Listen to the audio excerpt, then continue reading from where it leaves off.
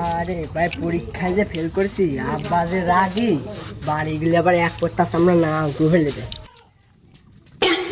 মানে স্কুলে চলে আসিস? হ্যাঁ রেজাল্ট তো আছে, তা কি খবর? ডাক্তার সাল না ও ফেল করেছে। আরে তুই কি করছিস তাই ক। ওই পাড়ার উকিল সাল না ওটাও ফেল করেছে। এই আমি ওইটা শুনতে, তুই কি করছিস সেইটা ক। ওই পাড়ার যে মেম্বারের মিয়া না ওটাও ফেল করেছে। এই তুই কি করছিস সেইটা ক, আমি অত শুনতে যাচ্ছি। তুমি কি প্রধানমন্ত্রী যে তোমার সাল পাস করবি? ও তোমার তাহলে আর পড়াই লাগবে না, তোমার কি করেছে সেটা বোঝা গেছে। তোমার আজকে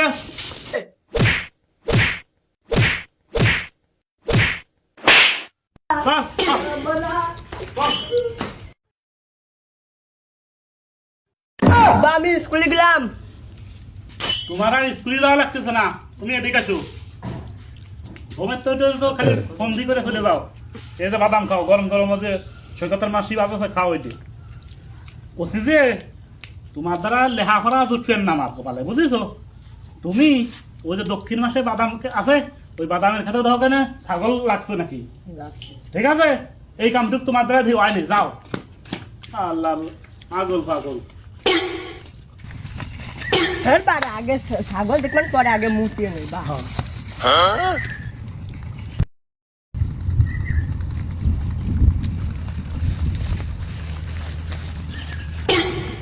একটাও তো ছাগল মাগল দেখা যায় না। বাবা যে কইলো ছাগল বেজেছে গেছে, ছাগল খুব তা পাড়ার দেশে পাঠা দিই ছাগল হলে লাগা দিই আর তা ঝুঁকবি। খা, আমার বাপের জমি সব খাপে হা দে, খা খা খা খা এমনই খা। কিরে হাবাসিস কে? তোমার ভূতি দিয়ে তো দেখলাম ছাগল নাই, তারপর ওই 5-6টা ছাগল গুছাই বেঁধে থয়েছে। কি করলি?